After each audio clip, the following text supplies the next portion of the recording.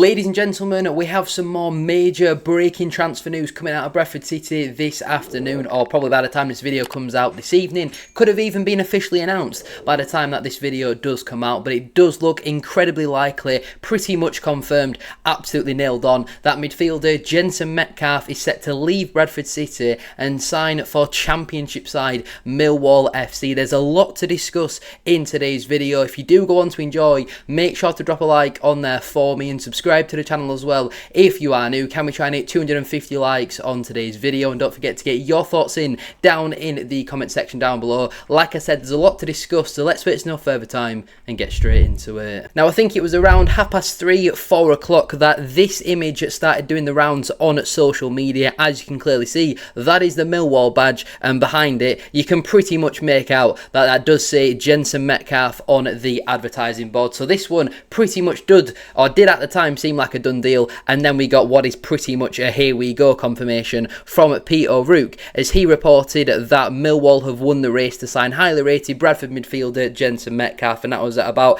4:30. I'm now recording this just after 6 o'clock, and there has still been no official confirmation, but this deal is done and Jenson Metcalfe is set to leave at Bradford City, which is obviously disappointing because, as you all know, I am a massive fan of Jenson Metcalfe, even from his time at Chesterfield. And then when it was strongly rumoured that Bradford City were set to be signing Metcalfe on loan originally last summer, I was delighted by that, and I think Sparks came out in an interview just before, I think we played Middlesbrough at home in pre-season, and basically said he knew nothing about a loan deal. Then it was agreed a 3-year contract that Metcalfe had come to Bradford City, and you saw some of the performances that he put in at the last campaign. I remember in particular at home to Stockport County, where at that point in February he was comfortably the best midfielder in League One. He was absolutely outstanding. Obviously towards the back end of the campaign he wasn't maybe playing at that level, but he was still a very strong player, and it is obviously disappointing. But I guess my overall thoughts on this departure will depend on the money, and we'll never find out how much money that Bradford City have got for Jenson Metcalfe. I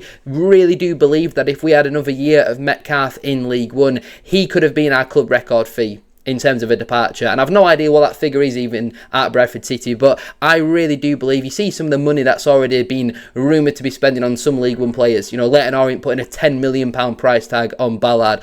I think around £2.5 million for Jenson Metcalfe could be considered a good sale, and you've also got to factor in there's going to be a large amount of that money going towards Everton, because obviously Bradford City didn't spend big on the transfer fee to originally bring in Jenson Metcalfe because we simply didn't have that type of money. So then you've got to give the selling club a much bigger percentage in terms of your profit. Again, it's really hard to tell how good of a deal this is without knowing the ins and outs. What's the initial upfront fee? How much are you going to get in add-ons in terms of appearances? And if Millwall get promoted into the Premier League, all that sort of stuff. That's all another thing that we've got to factor in here. This is a big step up to be going from a League One side to be going right at the top end of the Championship. Millwall got to the Championship playoff semi-finals last campaign and probably should have gone on and won automatic promotion if they didn't throw away a couple of points away at Leicester. But I think this is a great move for Jenson Metcalfe, thoroughly deserved. He had a great season in Claret and Amber. I always rated Metcalfe very highly, but seeing him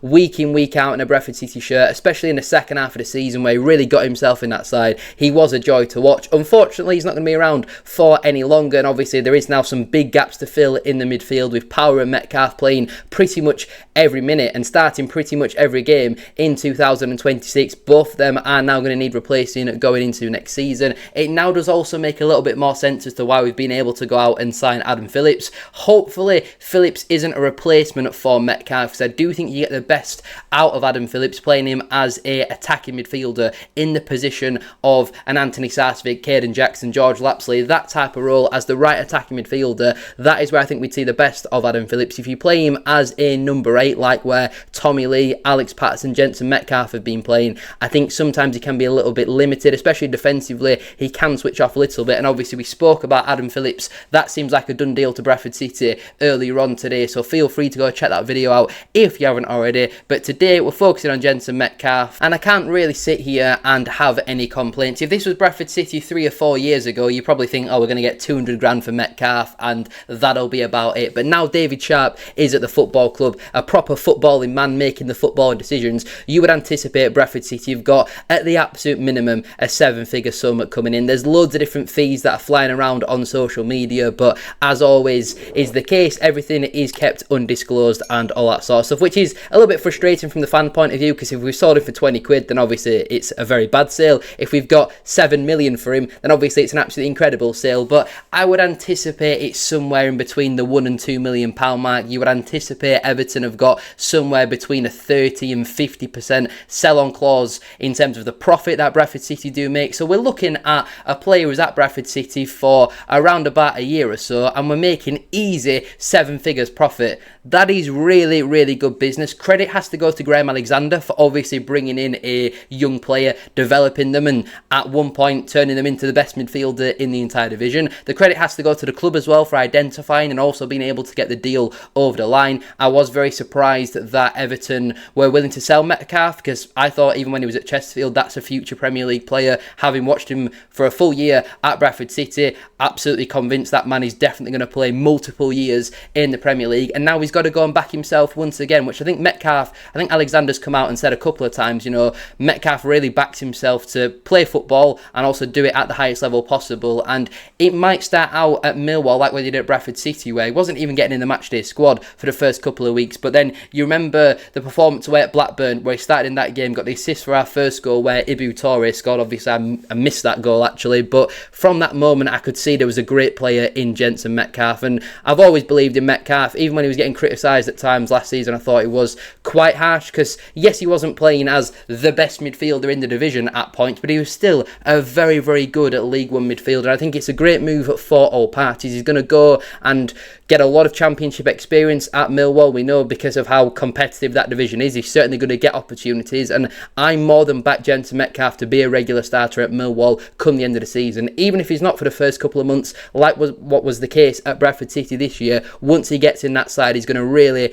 make a point, make his mark, and he's going to stay in that side in my opinion. If we have a look then at Jenson Metcalfe's 25-26 campaign, his sole season at Bradford City, he played at 41 times in the league. 32 of those games were starts, playing just shy of 2,900 minutes. He managed 2 goals, 2 absolute crackers. The one at home to Port Vale was an incredible goal, and then a one at home to Cardiff was even better. He actually really underperformed his XG according to this, where apparently he should have had nearly 4 goals and he only got 2 in the end. But I do think his ability to shoot from outside the penalty area is certainly one of his stronger points. Chance creation, maybe not so much, not a single assist registered in the division, which I guess at times you can also put down to his teammates and all that sort of stuff. But I never really felt like Jenson Metcalfe was going to be a player that gets loads of goal contributions. He was very good at a lot of the other stuff. Passing, technical ability, absolutely top level. His touch and all that sort of stuff, absolutely brilliant. Defensively, his pressing ability is absolutely fantastic. And going into next season, if he was to stay at Bradford City, which obviously he's not going to do at this point, given that he's, you know, in the Millwall stadium with advertising boards behind him saying his name, but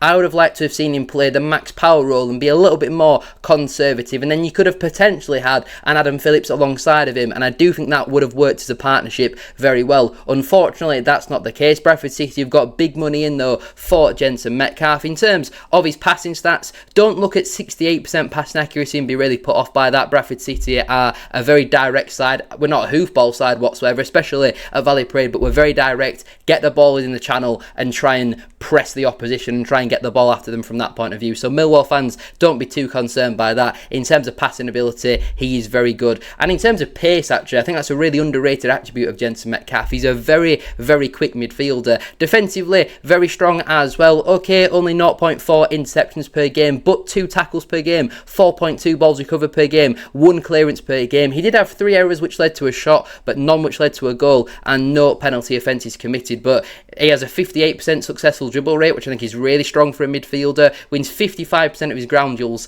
and 60% of his aerial duels. I'm not 100% sure on the height of Jenson Metcalfe. I would probably say in and around 6 foot, maybe a little bit smaller than that, but winning 60% of his aerial duels, that's got that proper old school Millwall grit about him. But I think he's going to be a really good signing for the Lions. Obviously, Bradford City's relationship with Millwall, given what happened at Wembley back in 2017. Maybe not the strongest when they were pitch invading and really sticking it in the faces of our players, but I'm sure we can all move on slightly 9 years later. In terms then of how Bradford City's squad is now lining up for the 2026-27 campaign, if we were looking during the Adam Phillips video, you'd say, while Bradford City's midfield is looking very strong, but with Phillips not officially being confirmed as of right now, I've not put him on this graphic, and obviously Jenson Metcalfe has left, Max Power has also left at Bradford City as well, so that only actually leaves us with Tommy Lee as a natural holding midfielder for Bradford City. And obviously the season doesn't start tomorrow, there's certainly nothing to be panicking about on the 16th of June, but we're certainly going to need to get 3 bodies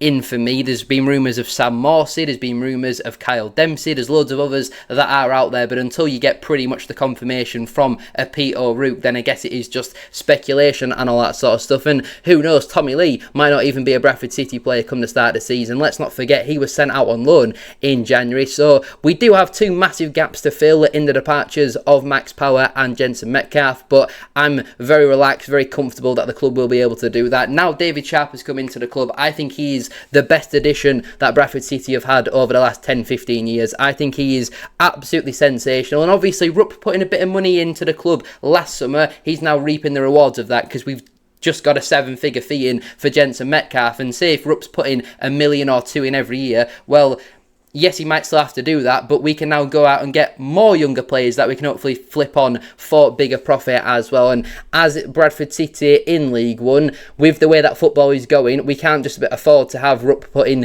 £10 million in every year, because that's not sustainable, and we all know what happened when Bradford City went into administration by overpaying for players. So again, it is a positive that Bradford City are now going down this route. Yes, we're losing a very good player in Jenson Metcalfe, but as long as we have been more than compensated for it, and there's a 7-figure fee that's been wrote, and if there's a 7-figure check that's coming in the direction of BD8, then I have absolutely no problems with this. I wish Jenson Metcalfe all the very best at Millwall. I'm sure he's going to go there and absolutely smash it. As of right now, obviously, it is a little bit concerning looking at our midfield and seeing Tommy Lee as the only midfielder in there, and he wasn't deemed good enough to be playing for Bradford City in January. So there's a lot of business that's still to be done, especially in that midfield department. We still expect centre-backs, goalkeepers, wing-backs, and maybe even another striker to come in through the door. But again, it's only the 16th of June. Our first pre-season game isn't for another 2.5 weeks or so. I'm very, very relaxed as of right now. But anyway, I'm going to leave it there then for today's video. If you have enjoyed, please make sure to drop a like on there for me and subscribe to the channel as well. If you are new, can we try and hit 250 likes, as I said at the start of today's video? And don't forget to get your thoughts in on this potential departure down in the comment section down below. What is the absolute minimum that you would take for Jenson Metcalfe to be sold to Millwall? This looks incredibly likely to be happening, given again that he is in the Millwall ground next to Millwall badges with his name on the advertising boards. He's not just going to be doing that for an absolute laugh, is he? But thank you all for watching. Have a great rest of your day. All the best to Metcalfe at Millwall, and let's hope that we reinvest this money very smartly, which I'm sure we will now David Sharp is here. Have a great rest of your day though, and I'll see you very soon for another one. Don't forget as well, actually, go check out the Adam Phillips video from earlier on today. I'll see you all later.